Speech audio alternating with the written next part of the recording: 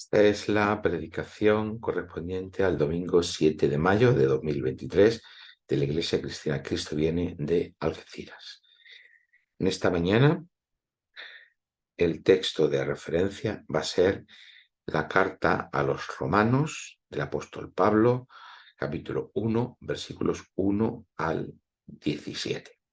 Como siempre digo, podéis parar el vídeo aquí, leer el texto y después volver a escuchar el vídeo. Comenzamos esta mañana una serie de 16 predicaciones en las que, si Dios quiere, exploraremos todo el contenido de la carta del apóstol Pablo a los romanos en estas próximas semanas, desde lo que nos queda aquí, desde este momento hasta principios de septiembre. Debemos advertir que el camino que tenemos por delante es largo, obviamente, no solamente en tiempo, sino también en estudio, y quizás no siempre va a ser fácil. Pero claro, no puede ser de otra manera, tratándose de un texto que ha modelado el pensamiento de Occidente durante siglos, a partir del cual se han forjado algunas de las diferencias doctrinales más importantes de las distintas confesiones cristianas y que ha supuesto momentos de inflexión en el pensamiento teológico de la mano de gigantes como San Agustín, Martín Lutero o Calvart. Por tanto, efectivamente, no estamos ante una tarea sencilla. No en todas las predicaciones podremos decirlo todo, ni incluso en las 16 predicaciones podremos decirlo todo, porque el espacio, el tiempo sigue siendo limitado y los problemas ante los que nos enfrentaremos, digamos, exegéticos, filosóficos, filológicos, sociales, culturales, históricos, y las dificultades que se nos plantean a nivel teológico son tan importantes que muchas cuestiones tendrán que quedarse al margen o solo brevemente apuntadas. Eso lo digo porque quizás alguien que escuche alguna de estas predicaciones, o todas, podrá decir, bueno, sí, pero esto no se ha dicho, o esto falta, o esto es distinto, o esto me lo han enseñado de otra forma, sea. Vale, es que, pues, que advertido queda. No todo podrá ser dicho, no todo podrá ser estudiado, no todo podrá ser tratado. Si esperamos tratar las cuestiones más importantes, por lo menos todas aquellas que son necesarias para comprender la carta de Pablo a los romanos. No una parte, no un versículo, no un fragmento, sino la carta en su conjunto. Y la carta en su conjunto dentro del conjunto que representa la escritura. Así que, en primer lugar, debemos aclarar algo. Y es que quizás pues, alguien pueda pensar, bueno, alguien que sea habitual, que no esté escuchando habitualmente nuestras predicaciones, que por fin, ahora ya que vamos a empezar esta carta de Pablo a los romanos, por fin podemos empezar a escuchar o a predicar o a enseñar algo acerca del Evangelio. Como si todo lo que ya hemos visto en el Antiguo y en el Nuevo, y en los Evangelios, el Antiguo Testamento y los Evangelios, pues fuera como una mera preparación para lo que ahora realmente es lo importante, que es el Evangelio del que Pablo nos habla. Pero aquí hay una gran confusión. Lo que sea el Evangelio, que ahora lo definiremos, tal y como Pablo lo propone, hay diferentes formas de explicarlo, pero centrándonos en lo que Pablo nos propone, no es algo que comienza en Romanos, en la carta a los romanos, ni tampoco en el capítulo 1, versículo 17, que muchas veces es el punto de partida de ese evangelio. Por supuesto, no es algo que Pablo se inventa. A veces, a lo largo de la historia del pensamiento cristiano, pues ha habido eruditos en determinados momentos, en el siglo XIX, que postularon que Pablo es el inventor del cristianismo, nada más y nada menos. Bueno, realmente esto no se corresponde con la realidad. Todo lo que hemos estado considerando desde que comenzamos el año cristiano, allá por mediados de septiembre del año pasado, pero todo lo que hemos considerado en los 2 años anteriores, que da un poco la continuidad de este proyecto de predicaciones que venimos haciendo, constituye no solo la narrativa principal a partir de la que Pablo está pensando, sino que constituye el mundo de significado que le da sentido a todo lo que dice. Es decir, sin la narrativa bíblica, el pensamiento de Pablo es incomprensible. Muchos de los problemas que se han abordado en la historia del pensamiento cristiano radica en haberse olvidado de la narrativa de la Biblia. Pero es que sin el contexto judío, el pensamiento de Pablo carece de fundamento y carece de sentido. Por eso, lo primero que debemos tener en cuenta es que lo que sea el Evangelio no se estructura sobre la base de un modelo completamente abstracto en la que cada ser humano está frente a Dios, como ha llegado a imaginar gran parte del pensamiento cristiano. La teología cristiana ha tendido durante gran parte de su historia a la abstracción por influencia de la filosofía griega. Y, por tanto, cuando pensamos en nuestra relación con Dios, y máxime en el contexto moderno, pensamos en una relación abstracta entre Dios y el sujeto, el individuo. Sin embargo, ese no es el modelo en el que piensa la Biblia, ni por supuesto es el modelo en el que piensa Pablo. Pero muchas veces se quiere hacer encajar lo que dice Pablo dentro de ese modelo. Y muchas veces hay que darle martillazos a lo que dice Pablo para que encaje dentro de ese modelo. Por el contrario, lo primero que debemos dejar de lado si queremos comprender el pensamiento de Pablo es abandonar ese modelo abstracto en el que toda la relación de Dios se percibe en un tú a tú con Dios, con el individuo. El Evangelio presupone toda una narrativa que estructura la Escritura. Los que estáis acostumbrados a escuchar estas predicaciones ya estáis familiarizados con esta idea. La Biblia, considerada canónicamente como un todo, se estructura básicamente como una narrativa. Bueno, de aquí se podrían decir muchas cosas, pero no es lugar y el momento.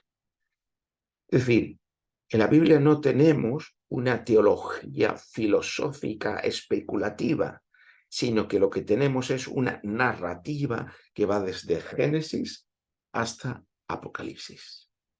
Una narrativa de la que Israel y la Iglesia forman parte como el único pueblo de Dios. Por lo tanto, tenemos una narrativa y tenemos un pueblo.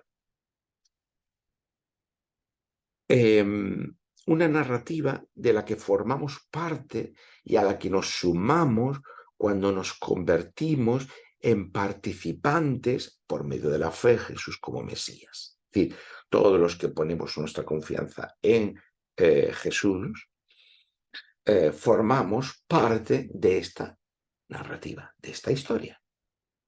Una narrativa que incluye toda la historia del mundo, o mejor dicho, toda la historia del mundo puede leerse o puede comprenderse bajo esta narrativa, pero que lo que es más importante, que en esta narrativa se incluye todo el futuro del mundo. En segundo lugar, cuando pensamos en el mensaje del Evangelio, sobre todo en las versiones protestantes o evangélicas, pues pensamos en que el punto de partida es Romanos 1:17. Pues en el Evangelio la justicia de Dios se revela por fe y para fe, como está escrito, mas el justo por la fe vivirá. Pensamos que este es el comienzo del Evangelio, que este es el comienzo en donde cuando Pablo está empezando a explicar qué es el Evangelio. Sin embargo, ese no es tampoco el comienzo de Pablo al exponer el significado del Evangelio. Pablo, al comienzo de su carta, como una carta que es, empieza con el remitente. Y Pablo, que es el remitente de la carta, se presenta como esclavo de Jesús, el Mesías, llamado y apartado para ser apóstol, es decir, enviado para proclamar el Evangelio de Dios. Cada una de estas palabras ya tendría mucho contenido para explicarlas una detrás de otra. Ese es el versículo 1 de este capítulo, 1 del comienzo de la carta a los romanos. Pero a lo que vamos es que a continuación Pablo expone el contenido de este Evangelio. Romanos capítulo 1, versículos 2 al 4. Ahí este es el núcleo del Evangelio, tal y como Pablo nos está presentando en la carta. Por tanto, Romanos 1, versículos 16 y 17 no es el comienzo del Evangelio, ni es el resumen del Evangelio, sino que es el resultado del Evangelio. Explicar un poco esta estructura es lo que vamos a dedicar toda la predicación en esta mañana. Así que empezamos por el principio. Romanos 1, versículo 1, la segunda parte del versículo 1, versículo 2. Eso es lo que leo a continuación. Dice Pablo, el Evangelio de Dios que él había prometido antes por sus profetas en las santas escrituras. Esto es Pablo, esclavo de Jesucristo, llamado a ser apóstol para predicar el Evangelio, para proclamar el Evangelio, así está empezando Pablo a su carta, el Evangelio de Dios, no es el Evangelio que Pablo se ha inventado, es el Evangelio que ha recibido de Dios, como va a decir en otras tantas ocasiones, el Evangelio de Dios que él, Dios, había prometido antes por sus profetas en las Santas Escrituras. ¿Veis? No es algo que se inventa Pablo, no es algo que comienza con Pablo, sino que ese Evangelio tiene una continuidad, un antecedente con todo lo que los profetas de Israel han estado transmitiendo. Por lo tanto, aquí tenemos una narrativa. Lo primero que nos dice Pablo es que el Evangelio que él proclama se asienta sobre las promesas de Dios dadas a Israel por medio de los profetas y que están presentes en las Escrituras, lo que nosotros llamamos, los cristianos llamamos Antiguo Testamento. Aquí tenemos esa narrativa de la que hemos hablado, sobre la que se asienta ese Evangelio. ¿Pero qué significa Evangelio? Bueno, ya eso lo hemos explicado muchas veces, pero lo haremos una vez más. Evangelio significa literalmente buena noticia, buenas noticias. Y su antecedente en la Biblia lo encontramos, el antecedente lejano lo encontramos en el profeta Isaías, capítulo 52, versículo 7, que dice: cuán hermosos son sobre los montes los pies del que trae alegres nuevas, buenas noticias, alegres noticias, del que anuncia la paz, del que trae nuevas del bien, unas noticias acerca del bien, acerca de algo bueno, del que publica salvación. Este está el mensajero que trae unas buenas noticias, que trae un anuncio de paz. ¿Y cuál es este anuncio de paz, estas noticias del bien, estas buenas o alegres nuevas noticias? Que tiene que ver con la salvación. Aquel que dice a Sión, es decir, Jerusalén, tu Dios reina. Este es el núcleo del Evangelio, que es un mensaje de buenas noticias, de alegres noticias, que dice a Israel y por medio de Israel a todas las naciones, que Dios reina. El reinado de Dios es el núcleo del Evangelio, tal y como hemos visto en esta temporada en el Evangelio de Mateo, pero en la anterior fue en el Evangelio de Lucas y en la anterior fue en de Juan y la próxima temporada que comenzaremos en septiembre en el Evangelio de Marcos. Como empieza el Evangelio de Marcos diciendo cuando Jesús está empezando su ministerio público y la predicación de Jesús y dice arrepentíos porque el reino de Dios ha llegado. Por tanto, el núcleo del Evangelio es que Dios reina. Bueno, ¿y eso qué importa?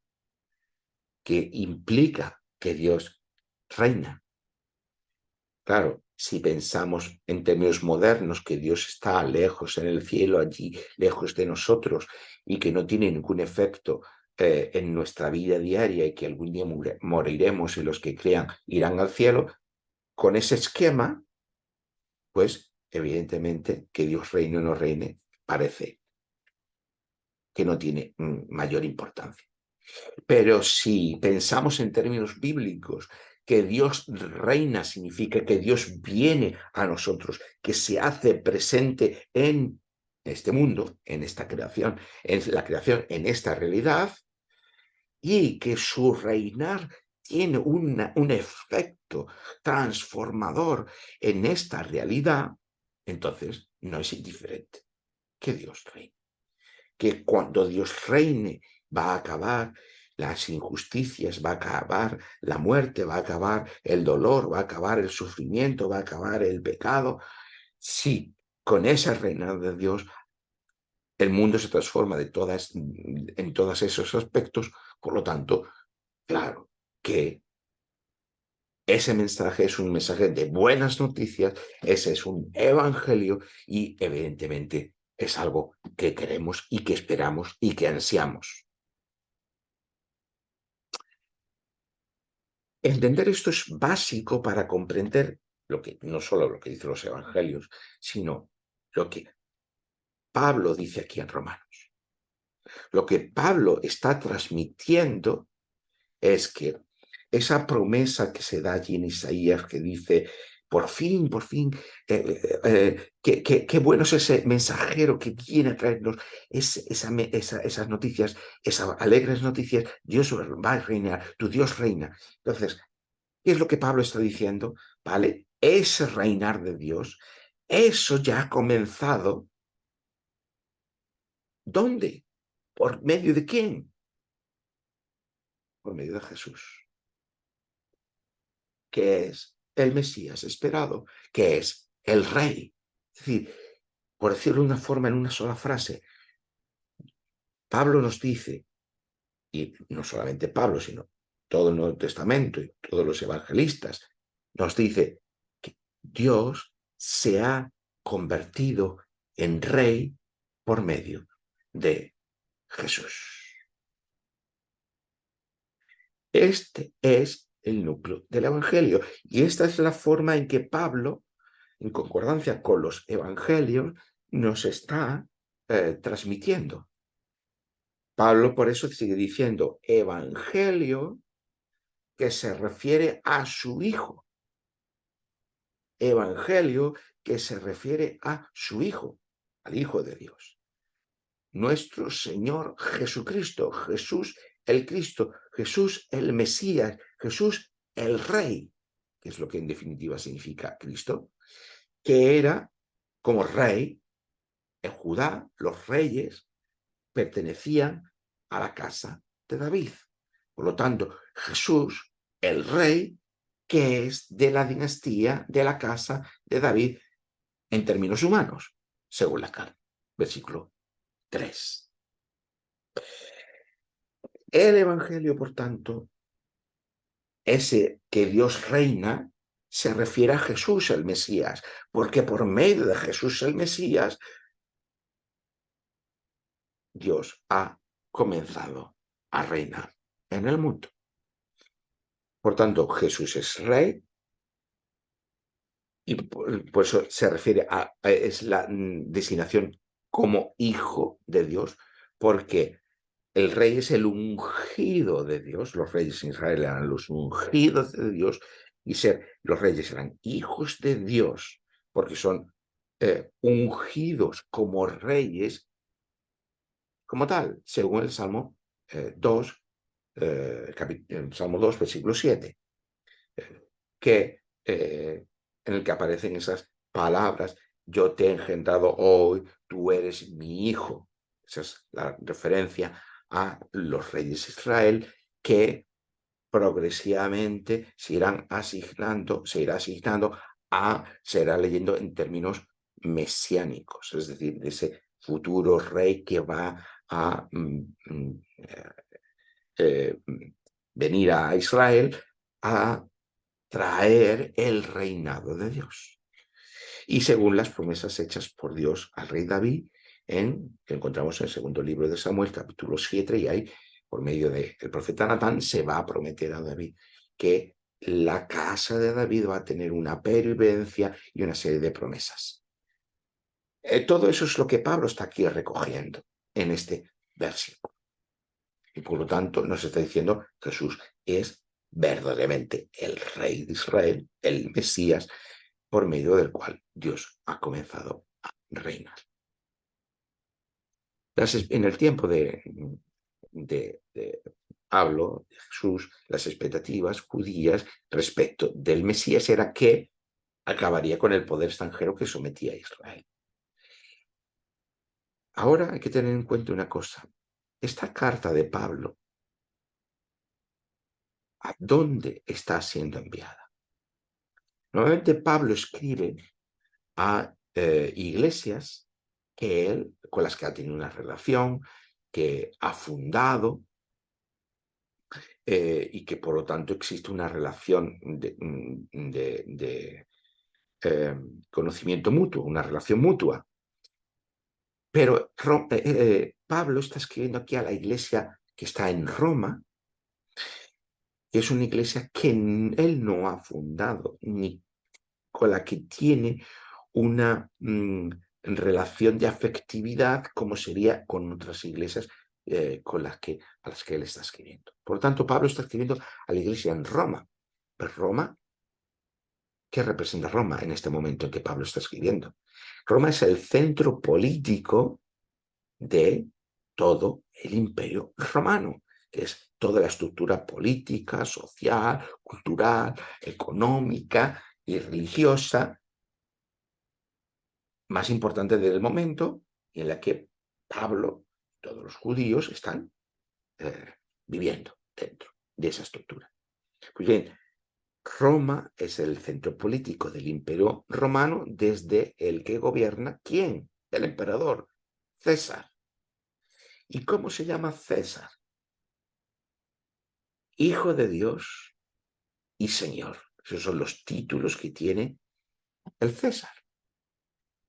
Así que cuando Pablo dice en el versículo 4 que Jesús, el Cristo, el Mesías del linaje de David, Hijo de Dios, y sigue diciendo, versículo 4, Pablo, que fue declarado Hijo de Dios con poder, según el Espíritu de Santidad, por su resurrección de entre los muertos. Si imagináramos que un romano cogiera esta carta y la leyera, muchas de las cosas no las entendería si no fuera judío, pero hay cosas que sí entendería. Y entendería que Pablo, que no sabe quién es, está hablando de un Jesús que se le está proclamando como rey, como hijo de Dios y como Señor. Y diría, bueno, cuidado. Paremos aquí máquinas. Como hijo de Dios, como Señor. Esto es el César. Estos son los títulos de César. ¿Qué está pasando aquí? Aquí hay un desafío claro al imperio. Y ya sabemos cómo se las gasta el imperio. Jesús es declarado hijo de Dios, siendo un rey, pero a diferencia del resto de reyes, incluido César, ¿sobre qué se basaba el imperio en última instancia? El poder del imperio, ¿sobre qué se basaba? El poder del imperio, como todos los imperios, incluido los presentes y los futuros, se basan sobre el poder de la muerte. Es decir, todo el aparato coercitivo del imperio, de todos los imperios y de todas las construcciones políticas humanas, se basa sobre el poder de la muerte. Sí, el imperio tiene un desafío por parte de alguien que desafía su poder, el imperio lo va a amenazar en primer lugar, y si esa amenaza no surte efecto, va a usar el poder de la muerte. Tiene toda una maquinaria que va a neutralizar por medio de la muerte a esa amenaza. Fijaos, este Jesús, que es rey, que es hijo de Dios y que es Señor, su poder no se basa en el poder coercitivo de la muerte, sino que su poder radica en que ha vencido a la muerte precisamente por medio de la resurrección. Por lo tanto, este poder de este rey que es Jesús, lo que hace es desarmar a todos los imperios, aquel imperio romano y a todos los imperios, a todas las construcciones políticas humanas, porque deja sin efecto la muerte por medio de la resurrección. Y esto es lo que Pablo está diciendo. Y cómo podría entenderse a los oídos romanos. Así que el Evangelio, en aquel contexto sociopolítico, implicaba que el verdadero Hijo de Dios no es César, sino Jesús, que es rey, que pertenece a una dinastía real mucho más antigua que la de César y que gobierna por encima en sustitución de César como Señor del mundo. Esto es un torpedo en la línea de flotación del imperio. El imperio de César también sobre el mundo además exigía una fe. ¿Una fe qué es? Una lealtad, una fidelidad. El imperio se basa sobre el poder coercitivo de la muerte y sobre una fe, una fidelidad, la fidelidad que todos los súbditos, todos los pueblos, todas las naciones, todas las etnias, todos los clanes deben a César. Tanto el imperio se basa sobre una fe, la fe exigida a César. Pero ahora Pablo nos va a decir que el Evangelio de Jesús, igual que no se basa sobre el poder coercitivo de la muerte, sino liberarnos del poder de la muerte, también implica una fe, pero una fe muy diferente de la que representa el imperio de César. Ya no es la lealtad a César, ahora es la lealtad a Jesús, el rey. En nombre de César también se proclamaba un evangelio de paz y prosperidad. La palabra evangelio también formaba parte de la propaganda del imperio, de la ideología del imperio romano. Y en esa propaganda del imperio, cuando un emperador subía al trono, se proclamaba un evangelio, una buena noticia de paz y prosperidad que ha llegado a todo el mundo. Así que Pablo está proclamando no solo que César ya no gobierna, sino que el evangelio de César es un evangelio falso frente al verdadero evangelio de Dios, que en Jesús ha comenzado a reinar en el mundo y que el mundo ha comenzado a ser diferente por ello.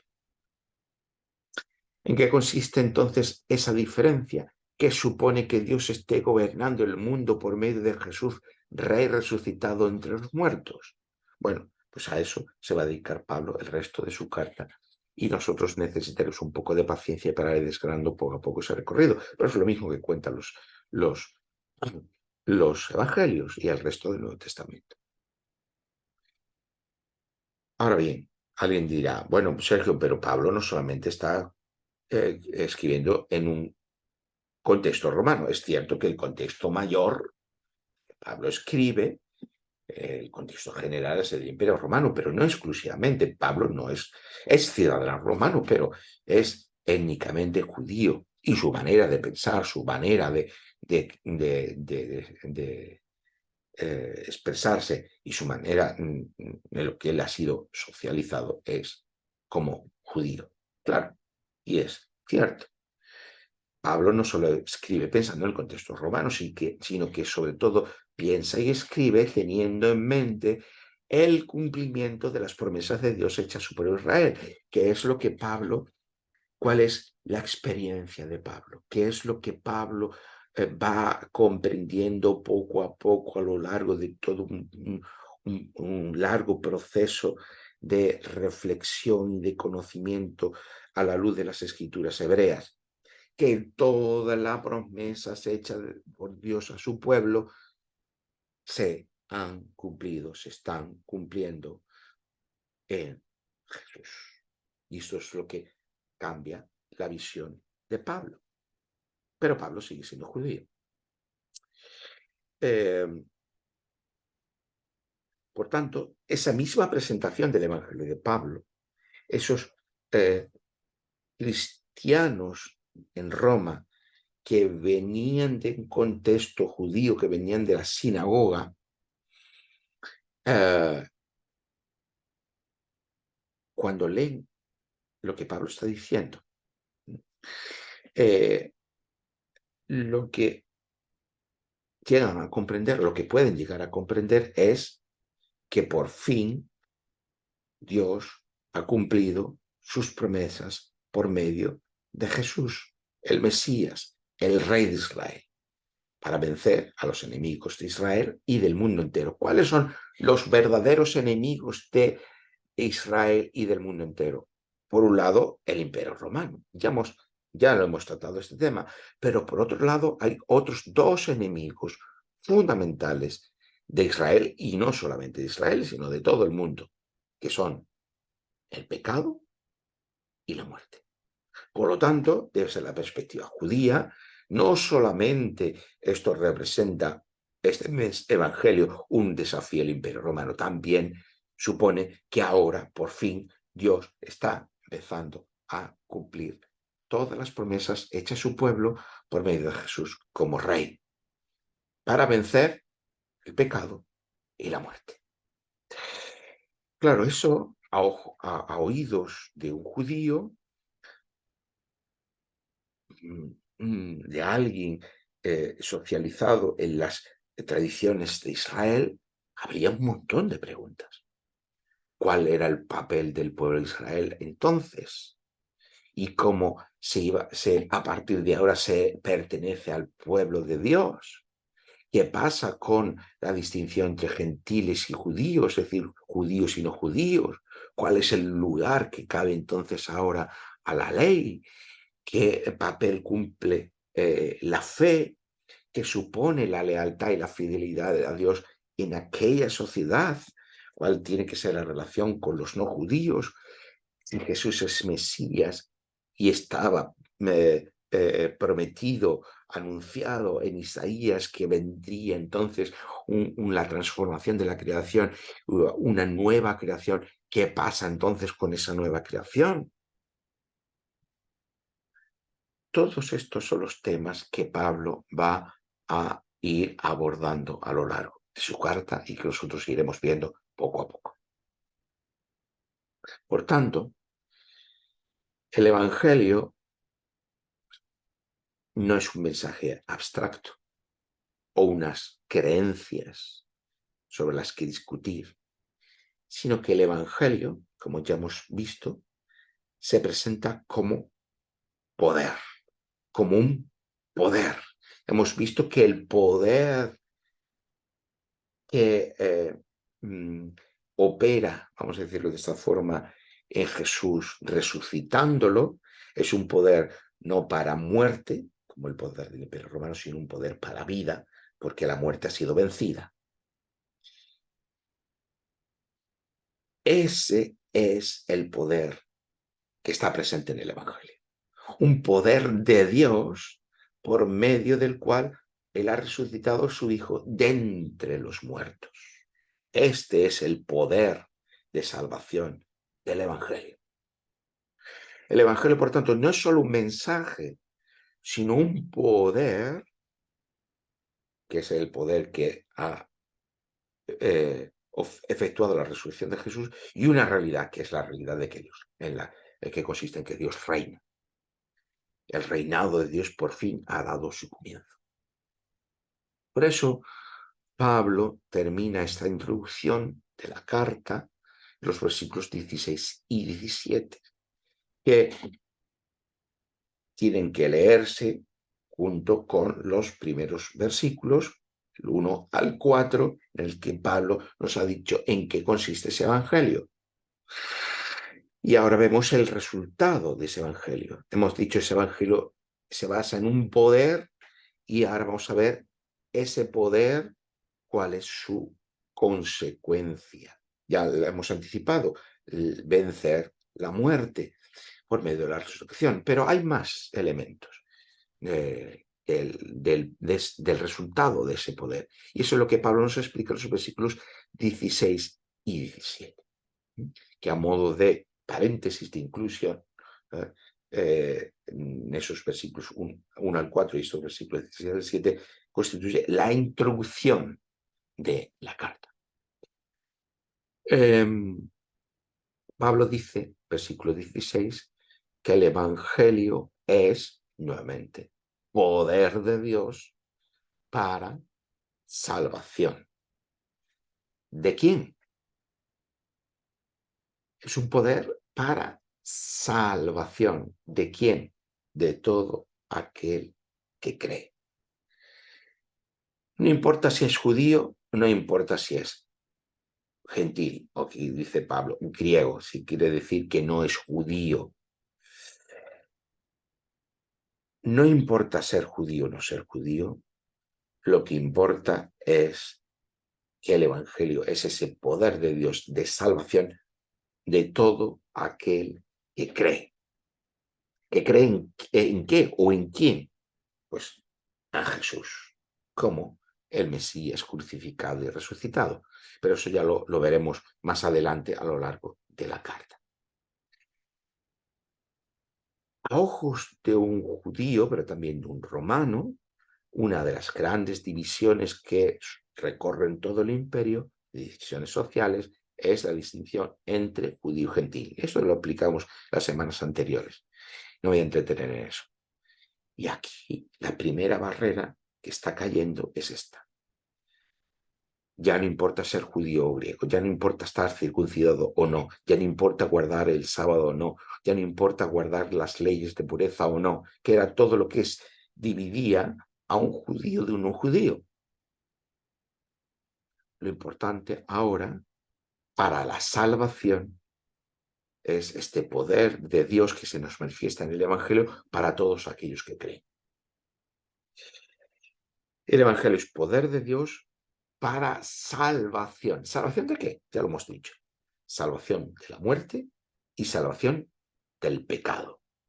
Sobre el pecado hablaremos más adelante también, porque hay muchas deformaciones acerca de lo que es el pecado, entendido en nuestro contexto de la cultura moderna. Y eso hablaremos mucho más adelante. Pero de momento nos quedamos con que el Evangelio es poder de Dios para salvación. Salvación de la muerte y salvación del pecado. Sin que haya ningún tipo de distinción. Los judíos llegaron a pensar que la salvación de Dios era exclusivamente para Israel. Y lo que Pablo está aquí diciendo, no es solo para Israel. O no es que hay que hacerse primero judío para tener la salvación de Dios, sino que la salvación de Dios es para todo aquel que crea sin distinción de personas. Solamente es necesario poner la fe que confía, la fe que es confianza en Dios. Y lo que Dios está haciendo por medio de Jesús. Así que el Evangelio requiere una respuesta de fe. El mundo nunca es neutro. Y si no damos nuestra confianza a Dios, ¿a quién prestaremos nuestra fidelidad? Porque fe es confianza, pero fe también implica fidelidad y lealtad. Por tanto, si ponemos nuestra confianza en alguien, lo que hacemos es prestar también nuestra lealtad y nuestra fidelidad a ese alguien. Por tanto, si no damos nuestra confianza, no ponemos nuestra confianza en Dios y damos nuestra lealtad y nuestra fidelidad a Dios, estaremos prestando nuestra confianza y nuestra lealtad y nuestra fidelidad a César. Y dicho César, dicho cualquier sistema político humano. Por último, en el Evangelio conocemos, se nos desvela, se nos revela en qué consiste la justicia de Dios. Bueno, sobre esto también vamos a hablar largo y tendido a lo largo de todas esas predicaciones, pero de momento diremos que la justicia de Dios consiste en que Dios es fiel al pacto con su pueblo y a sus promesas. Pero alguien dirá, bueno, Sergio, pero qué forma tan extraña de definir la justicia de Dios. Claro, es la forma judía, es la forma bíblica.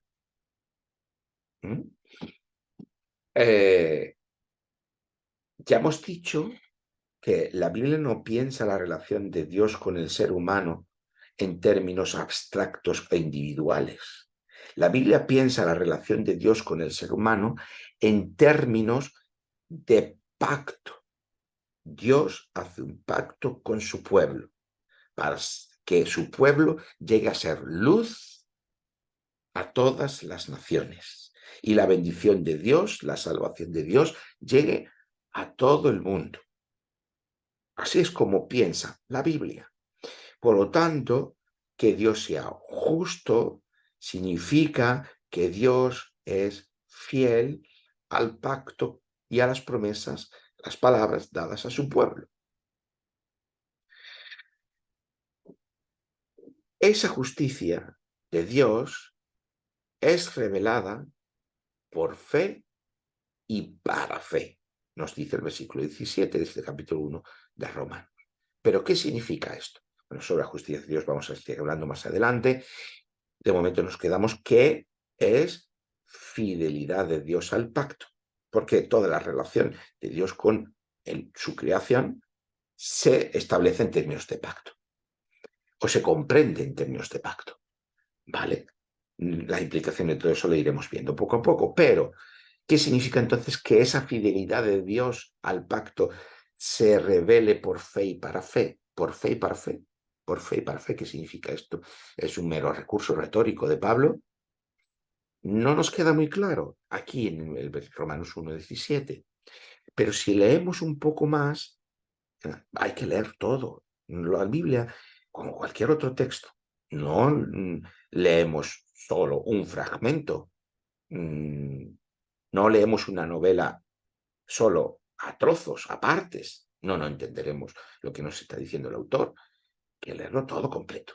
Entonces, si seguimos leyendo, todo lo que queda del capítulo 1, del capítulo 2, seguimos leyendo al capítulo 3 y llegamos y todavía nos estamos preguntando, ¿y esta justicia de Dios que se revela por fe y para fe? Por fe y para fe, ¿qué significa? Por fe y para fe, ¿qué significará esto? ¿Qué Pablo nos quiere decir? Llegamos al versículo 22 del capítulo 3 y leemos lo siguiente: la justicia de Dios por la fe de Jesucristo o en Jesucristo, que hay un debate grande sobre cómo debe traducirse esto literalmente, la justicia de Dios por la fe de Jesucristo, por la fe de Jesús el Cristo, por la fe de Jesús el Rey, el Mesías, para todos los que creen en Él, porque no hay diferencia. Y se nos ilumina estos momentos maravillosos en los que estamos leyendo, y entonces se nos ilumina el texto. La justicia de Dios que se revela por fe y para fe del siglo XVII, ahora se nos ilumina la justicia de Dios por fe de Jesús el Mesías para todos los que creen. Ya tenemos por fe y para fe, por la fe de Jesús para todos los que creen en Jesús. De esto es lo que está hablando Pablo. La fidelidad de Dios se revela por la fe de Jesús para todos los que creen en Jesús, sin importar si es judío o no judío. ¿Qué significa esto? Esa justicia de Dios, esa fidelidad de Dios al pacto, se da por medio de ¿qué? De la fe de Jesús. Qué raro. Que no es... Jesús tiene fe. Recordemos que fe es una palabra polisémica, tiene distintos niveles de significado. Fe es confianza, pero fe es fidelidad y lealtad. Por tanto, la fidelidad de Dios al pacto se da por medio de la fidelidad de Jesús, el Mesías, para todos los que creen en Jesús. Por eso la justicia de Dios se revela por fe y para fe. Entonces, la justicia de Dios se da por medio de la fe de Jesús, es decir, de la fidelidad de Jesús, el Mesías, en favor de todos aquellos que creen en él.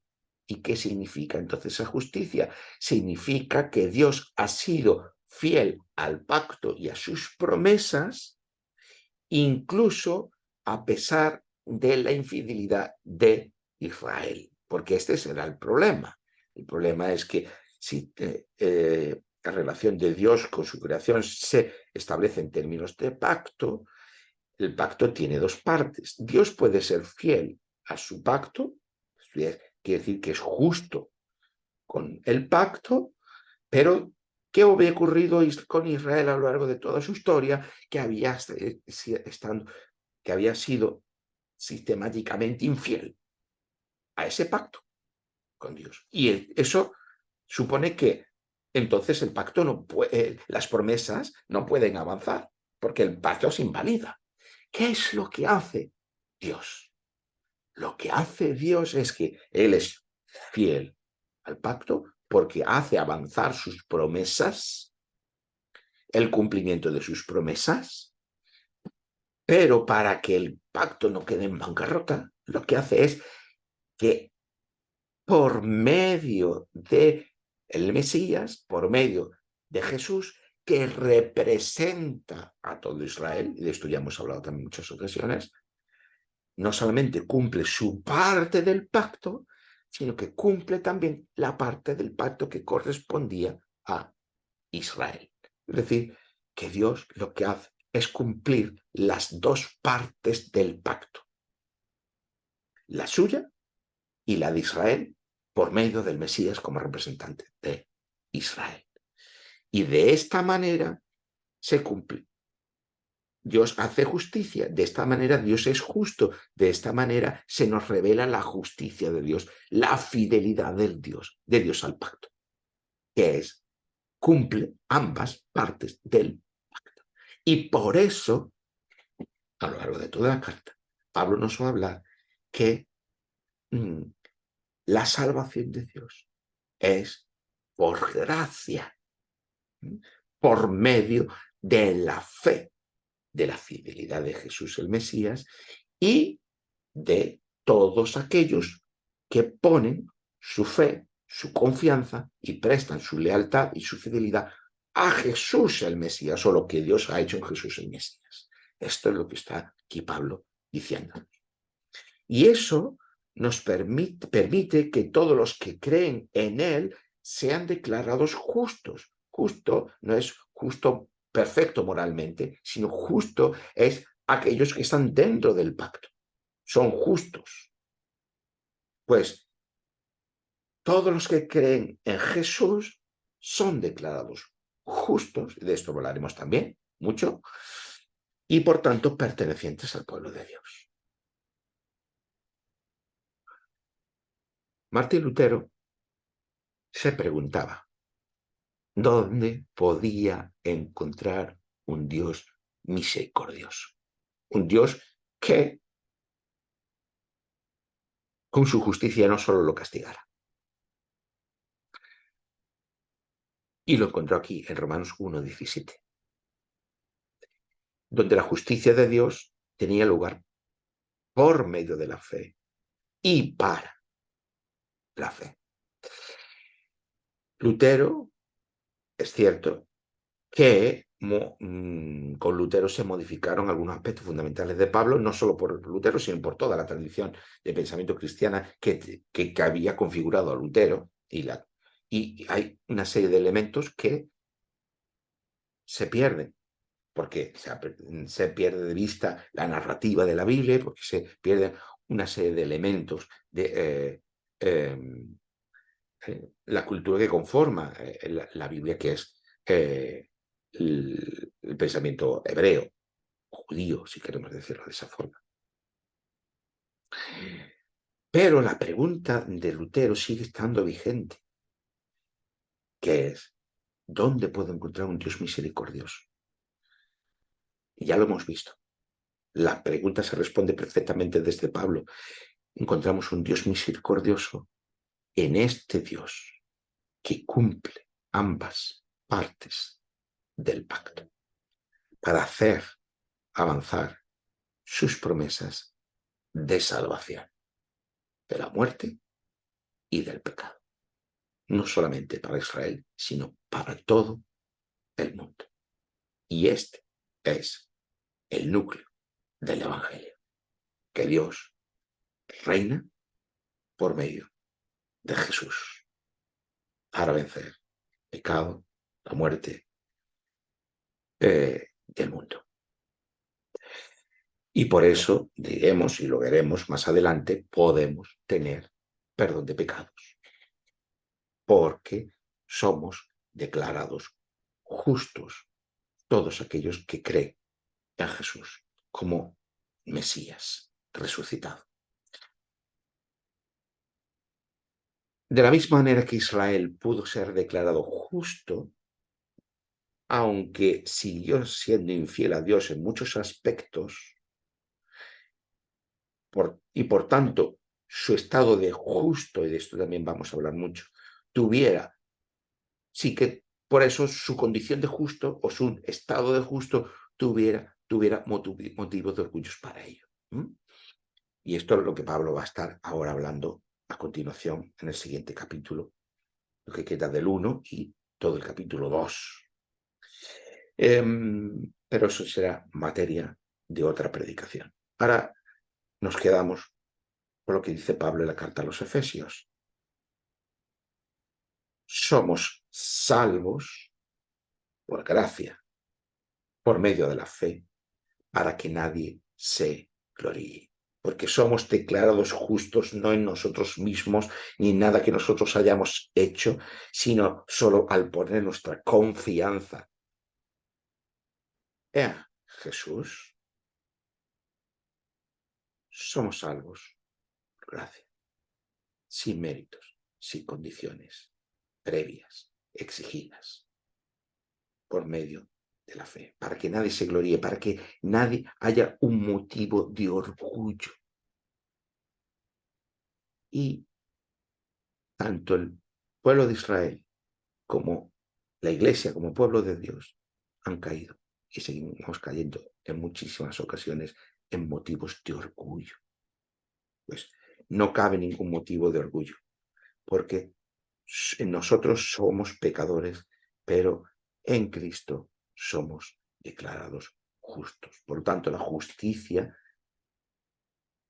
que nos califica y cualifica como justos a nosotros no nos viene de nosotros, sino que nos viene de Dios, y por tanto no cabe gloriarse. Aquí lo dejamos por hoy. Espero que sea de bendición y ha sido de bendición para todos. Y os convoco a las próximas predicaciones para seguir aclarando muchos de los temas que hoy solamente hemos podido apuntar, para seguir comprendiendo cabalmente lo mejor que seamos capaces y lo mejor que es posible esta extraordinaria carta del apóstol Pablo a los romanos. Que así sea.